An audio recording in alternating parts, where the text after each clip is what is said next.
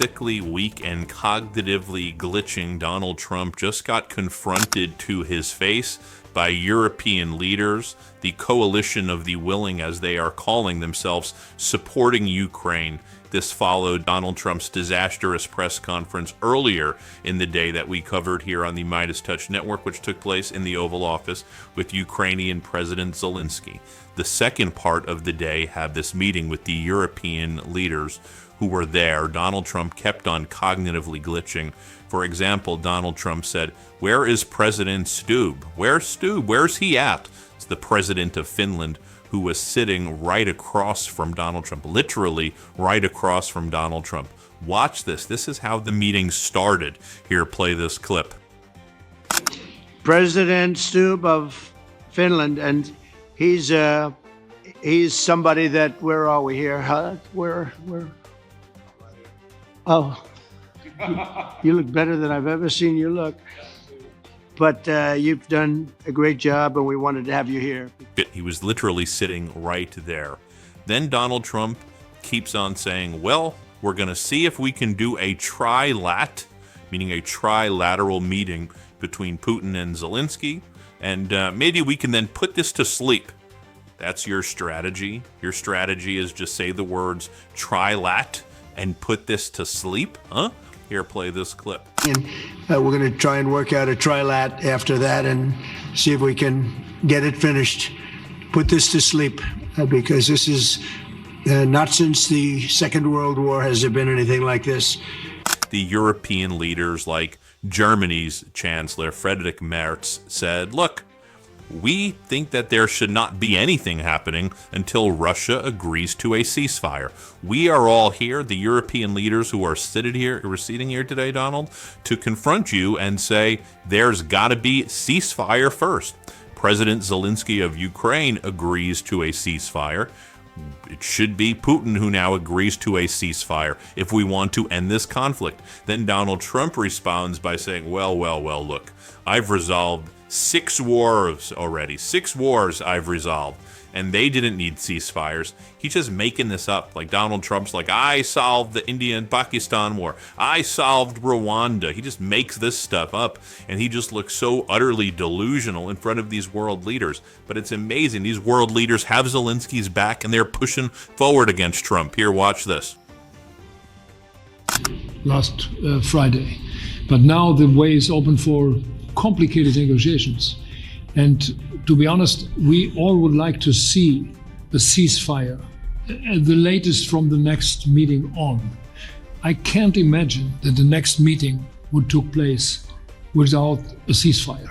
So let's work on that and let's try to put pressure on Russia, because the credibility of these efforts we are undertaking today are depending on at least a ceasefire from the beginning of the serious negotiations from next step on. So I would like to emphasize this aspect and would like to see a ceasefire from the next meeting, which should be a trilateral meeting wherever it takes place. Well, we're going to let the president go over and talk to the president, and we'll see how that works out. And if we can do that, I will say, and again, I say it, in the 6 wars that I've settled, I haven't had a ceasefire. We just got into negotiations, and one of the wars was, as you know, in the Congo was 31 years long.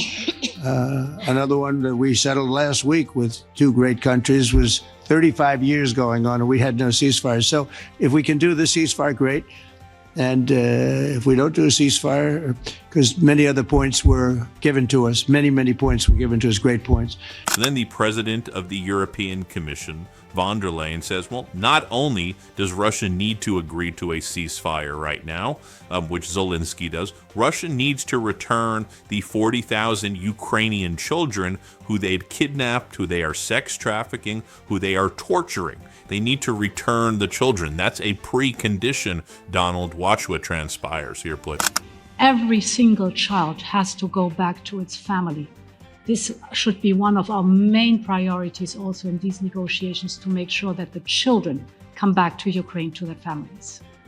Thank you. And we did. I was just thinking we're here for a different reason, but we just a couple of weeks ago made the largest trade deal in history. So that's a big That's a big thing, and congratulations. That's great. Thank you very much, Ursula. Mr. Chancellor from Germany, a very great leader. Then you have the Italian Prime Minister, Giorgia Meloni, and she says, I want to be very clear why I'm here. We are on the side of Ukraine. Do you understand, Donald? We are on the side of Ukraine, not Russia, and we need to all make sure there are strong security guarantees for Ukraine and that there is a ceasefire agreed to by Russia because Ukraine is agreeing to it. The war ends tomorrow if Russia just agrees to a ceasefire and stops killing innocent Ukrainians. Donald, here, play this clip. We are in. You can obviously count on Italy as it was from the beginning. We are on the side of Ukraine, and we do absolutely support your efforts towards peace. We will talk about many important topics. The first one is security guarantees, how to be sure that it won't happen again, which is the precondition of every kind of peace. I'm happy that we will discuss about that. I'm happy that we will begin from a proposal, which is the, let's say, Article 5 model, which was Italian at the beginning. So we are always ready to bring our proposals for peace, for dialogue. It's something we have to build together to guarantee peace and to defend the security of our nation. So thank you, Mr. President, for hosting us. Then you have Prime Minister Keir Starmer, who says, we're not just talking about Ukraine here. The European leaders here, we're here because we're also talking about Europe and the common defense of Europe. Europe stands shoulder to shoulder with Ukraine. Here, watch this. Affected, and when we talk about security, we're talking about the security not just of Ukraine, we're talking about the security of Europe and the United Kingdom as well, which is why this is such an important issue. Then you have President Stubb, yes, Donald Trump, he's the one sitting right across from you right there, who you golfed with last month, sitting right there. And then the president of Finland says, let me explain to you why I'm here and why this is important, because I'm going to give you a history lesson, Donald. We are very close to Russia. You want to look at a map? They're not going to stop at Ukraine. They come for us next. Do you understand that? That's why we're all together, shoulder to shoulder with Ukraine. Watch the president of Finland speak. Here, play this clip. Some of the international media might wonder, why is the president of Finland here? I think the reason is probably that we might come from a small country, but we have a long border with Russia, over 800 miles. And we, of course, have our own historical experience with Russia from World War II, the Winter War and the War of Continuation. And if I look at the silver lining of where we stand right now, we found a solution in 1944, and I'm sure that we'll be able to find a solution in 2025 to end Russia's war of aggression and find and get a lasting and just peace. The situation is very difficult, but that's why we're here. Donald Trump's attack on climate policy is already causing massive consequences. Let's switch gears and break it down for just a minute. Here's the reality no one on Fox is going to tell you, and you probably won't even hear much about this on legacy media. Your electric bill is going up because of Donald Trump. Since Trump took office, household utility bills are up 10% nationwide, and a brand new report from Climate Power just revealed that it's about to get way worse. And it's because Republicans literally took a sledgehammer to clean energy. Trump's budget bill ripped away solar and wind investments just as energy demand is surging from AI and data centers. And instead of fixing it, Trump's Treasury Department just pushed new rules sabotaging even more clean energy tax credits, meaning fewer renewable projects, weaker grid, and yes, higher utility bills. Let's be super clear. Over 64,000 clean energy jobs have already been lost or stalled since Trump took office. 13,939 megawatts of energy was wiped off the grid from canceled projects, enough to power 8.4 million American homes. And the Republican rate hike will cost the average family $170 more per year in the next decade, with some states paying over $400 more. Oh, and here's the kicker. Most of those lost jobs and canceled projects are in Republican-held districts. So Trump isn't just kneecapping America's clean energy future, he is screwing over his own voters. This is a self-inflicted crisis caused by Republicans protecting their oil and gas donors. Your bill is going up because Trump wanted ExxonMobil happy. Think about that. Let people know that when they open their higher utility bill this month, they know exactly who to blame. And also, leave your thoughts about this and the climate in general in the comments. Too many politicians and talking heads in legacy media say you don't care about clean energy, so sound off and let's prove them wrong. Okay, Ben, back to you. Oh, and then Prime Minister Keir Starmer dropped this video of himself flying into Washington, D.C. Play this clip. This war in Ukraine has been going on a really long time now, 3+ years.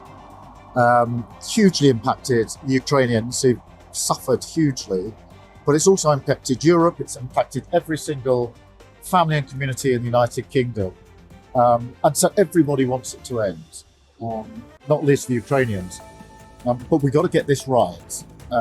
We've got to make sure there is peace, that it is lasting peace, and that it is fair and that it is just. And that's why I'm travelling to Washington with other European leaders to discuss this face to face with President Trump and President Zelenskyy, because it's in everyone's interests, it's in the UK's interests that we get this right. And then bizarrely, Donald Trump, while all of this conversations are taking place at the table, Trump turns to Zelenskyy and he's like, well, I think that you'll find Putin's actually a good guy. I think you'll find that he really wants to do something with you, Zelenskyy. I think he really wants to help you out. Really, Donald? Really? Here, play this clip. So we are happy that we have such big unity today. Thank you, Mr. President. Thank you very much, for hosting us. Mr. President. I think you'll see that President Putin really would like to do something else. I think when we set that up, when we do, I think it's going to be when, not if. I think you're going to see some very really positive moves. Just take a look right here at how French President Emmanuel Macron just looks at Donald Trump when Trump's saying this stuff, and he's like, he turns his head like, you must be a big moron. Here, play this clip. I think you'll see that President Putin really would like to do something else. I think when we set that up, when we do, I think it's going to be when, not if. I think you're going to see some very really positive moves. I know there's over 1,000 prisoners, and I know they're going to release them. Maybe they're going to release them very soon, like immediately, which I think is great. And by the way, here there was a hot mic moment when this meeting, right as this meeting was taking place, and Donald Trump speaking to French President Emmanuel Macron. And in case you can't hear it, here's what Donald Trump says. I think he wants to make a deal for me. Do you understand? As crazy as it sounds, Putin wants to make a deal for me. He wants to do it for me. That's how gullible you are. That's really where we're at right now. Where Donald Trump's talking to French President Emmanuel Macron. Putin wants to do me a solid right now. Here, play this clip. I think he wants to make a deal. I think he wants to make a deal for me. Do you understand? I mean, as crazy as it sounds. Just sit down. Sit down, everybody. Okay. I think we'll let the press come in for a minute. Waiting for the off. Now, going back to the table of the European leaders, again, as you see the leaders from Finland, you see French President Emmanuel Macron, the Georgia Prime Minister, the Italian Prime Minister, rather, you see the Germany Chancellor right there. You have the Secretary General of NATO, Mark Rutte. You have Zelenskyy at the table. That's who these people are at the table. Donald Trump then says, look, Putin agrees to security guarantees, so we've got that. Putin wants all of Ukrainian land, Donald. He wants all of Donbass. He wants all of Zaporizhia. That's what he wants. He wants all of Kharkiv. That's what Putin wants, okay? And then Putin is going to go after Finland next. Realize what's happening, Donald. Here, play this clip.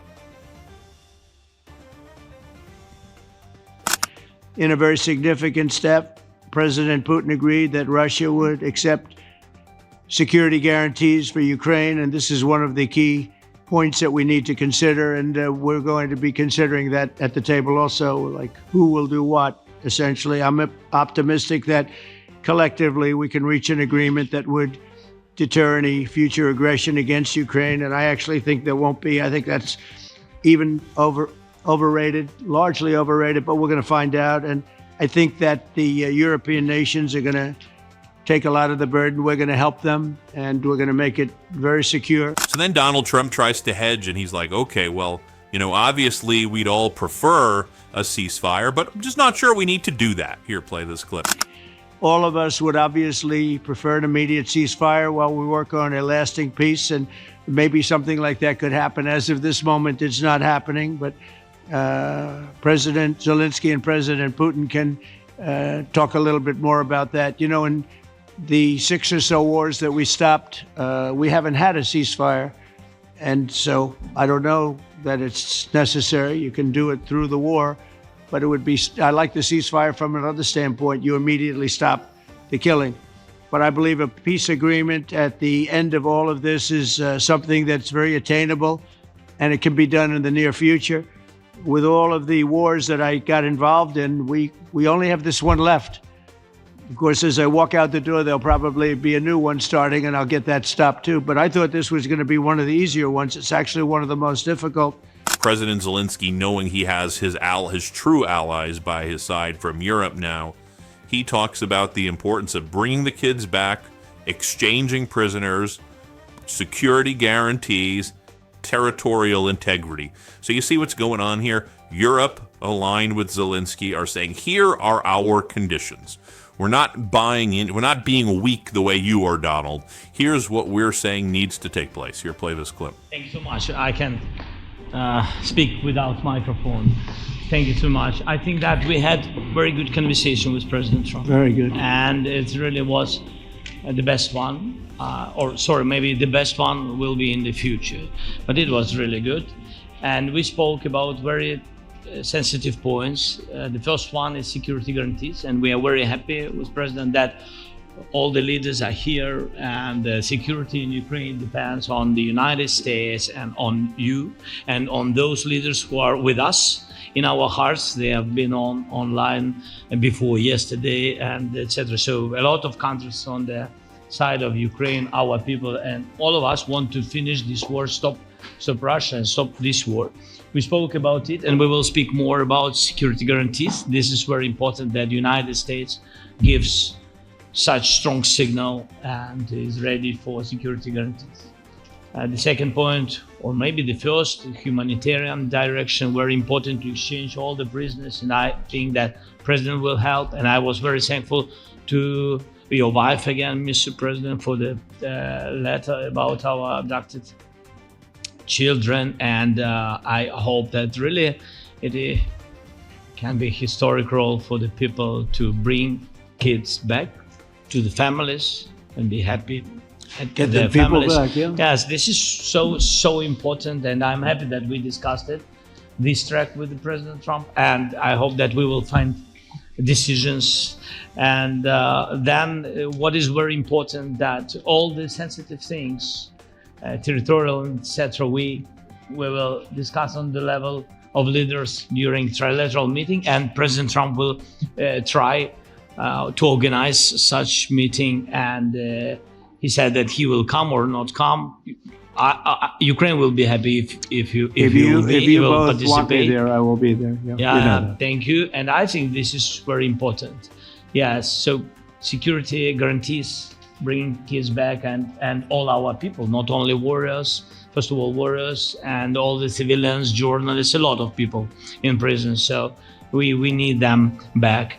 And guarantees which will work for the years. We spoke about it, and I showed the President a lot of details on the battlefield, on the map. Thank you so much. Thank you for the map, by the way. Good map. It was great. Yeah. I'm thinking how to take it back. We'll get you. No. I think that we had constructive, specific meeting, and I'm very thankful to all the leaders who are here, and you help a lot, and so we are happy that we have such big unity today. Thank you, Mr. President. Thank you very much. And then remember earlier in the day when Donald Trump was with Zelenskyy, he said, I don't think you need a ceasefire. Here, play this clip.